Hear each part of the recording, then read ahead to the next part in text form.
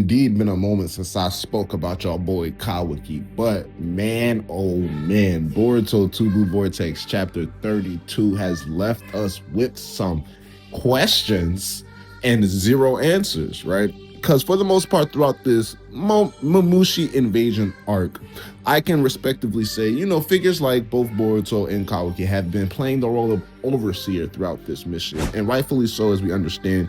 At the start, Shikamaru told both Boruto and Kawaki to fly around the village, spot out areas where Mamushi may be fluctuating in, and help out as you deem necessary. So we understand how that has been for the most part. We followed parts of Boruto throughout spots in this arc, and we followed parts of Kawaki throughout spots in this arc, and we've seen both of them respectively take down their fair share of Mamushi Shinju clones. Now we understand Kawaki's current predicament.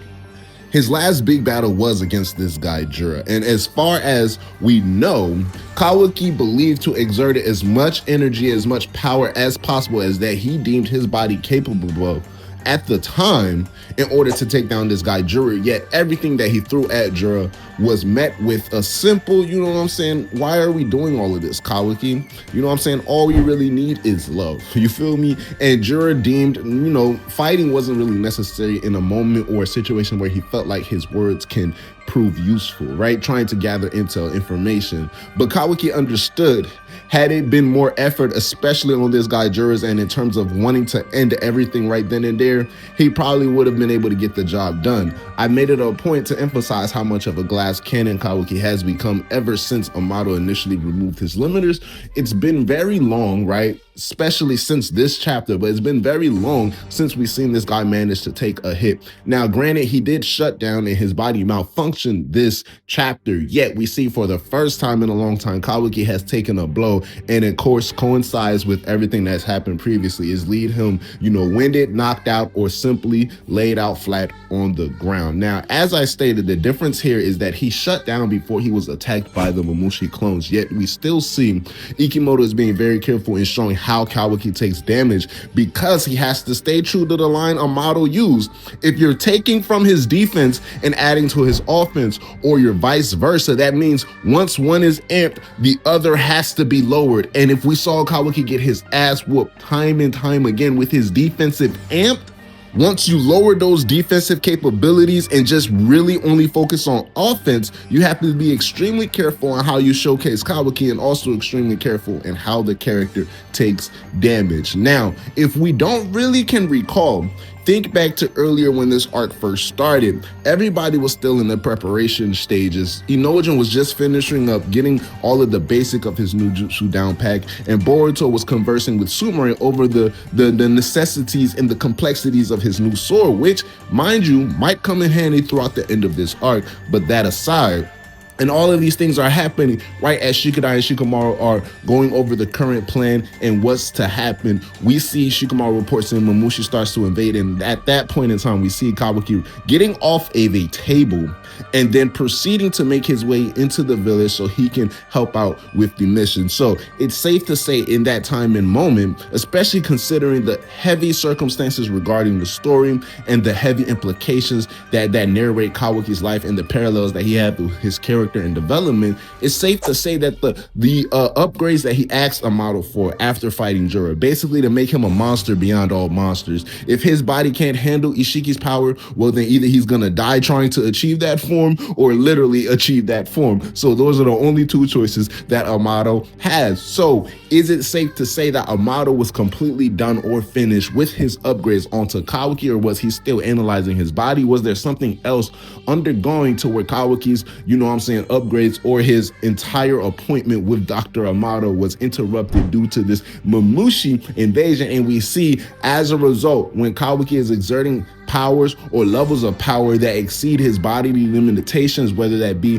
in terms of just generally how far his body is able to go, or whether his body is in a stage of rest and recuperation, he exceeded that threshold and passed that limit, and he passed out. And we see by the data read by this girl Sumire, she understands that this guy is in trouble, and Amato gives him the directive immediately, which is actually funny because it looks like he's knocked out, but he's like, yo, you need to get out of there ASAP, Kawaki, right? So his body cannot handle his power. What is next for this guy? Well, it's really simple.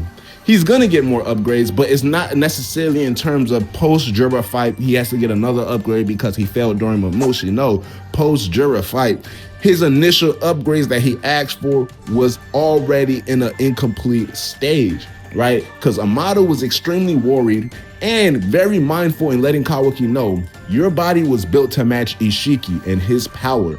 If I try to go beyond that limit, or if I try to max out what is already considered maxed out within your body, I don't know what can happen. And these must be some of the early signs of what could possibly happen, especially in a situation where Kawaki isn't cautious in terms of taking care of his body or exerting whatever power levels he's been exerting throughout this mission.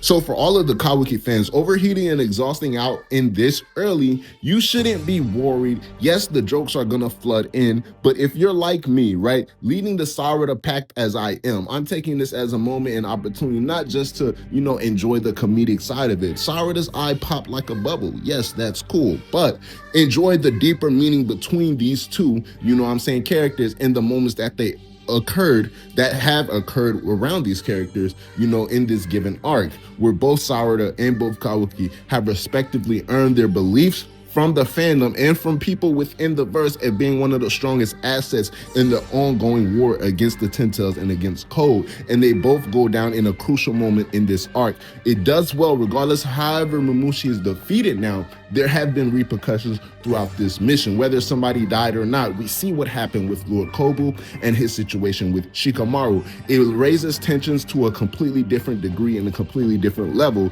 as a result of this mission. And now we see Sarada's eyes pop and Kawaki's body is completely malfunctioned. I believe Ikimoto has a perfect opportunity to show us the heavy repercussions of these battles. Sometimes people think if someone doesn't die, it means ultimately not only the Shinju were a failure, but the overall stakes of the mission were a failure. But if we have visible references and visible reminders of what we just went through, i.e. Sarada having to walk around the next 2 weeks with the eye patch to protect certain properties or certain malfunctions with her Mangekyo Sharingan, or simply as a visual reminder that she cannot use that right eye under no means until she is undergo a certain recuperation period, and Kawaki ultimately being completely restricted, not just simply in terms of offensive capabilities as we've already seen throughout the story, but this guy Kawaki can be restricted similar to how, previous Jinchuriki have been restricted or test judges have been restricted in the past of the very verse. You're not allowed to leave the village. You're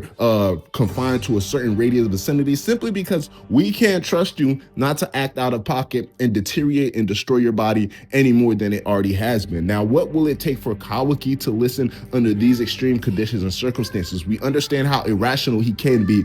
However, if you dangle a glimpse of hope, just a shimmer of it in front of his face, what will he be willing to do to take it? Will he sit by and wait patiently, or will he snatch and grab at it the first chance and opportunity he gets? So it's very interesting position that Ikimoto decided to place these two characters in currently. So I'm really excited, looking forward, especially in Sarada's case, but for Kawaki's case, don't sleep, guys, because this can mean a lot of things, and we have to understand it's the power right now that he's lacking. And I can definitely say the mental fortitude as well. I think he's having a little bit of a mental block, you know what I'm saying, a little bit of a confidence issue, but Kawaki's abilities still remain so simple and so broken that when used right, we forget how much of an issue this guy Jigen Ishiki was, right? And we forget how much of a threat a freshly reawakened Karmasu Kawaki seemed to be, because we just got done dealing with Ishiki, and now you're telling me Kawaki just got this brand new Karmasu and he's exerting the same abilities, right?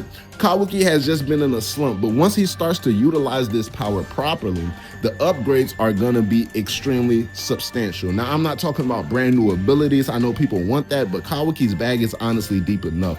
It's more so exertion, it's more so execution, and it's more so operating under a more healthy and stable mindset for this guy Kawaki. Then we're gonna start seeing 50 to 30 cubes dropping on niggas' heads, and everybody's gonna be gassing up the story, as we rightfully should be. So let me know how y'all feel about Kawaki and his bodily upgrades, pause, and how much further do you think Amato will take him in terms of showcasing his strength, and what will he do in the battles to come? So let me know your thoughts below, comments, concerns. It's your boy Black Chia. Holla at your boy. I'ma holla at y'all. Black Chia out. Yes, sir. Ski.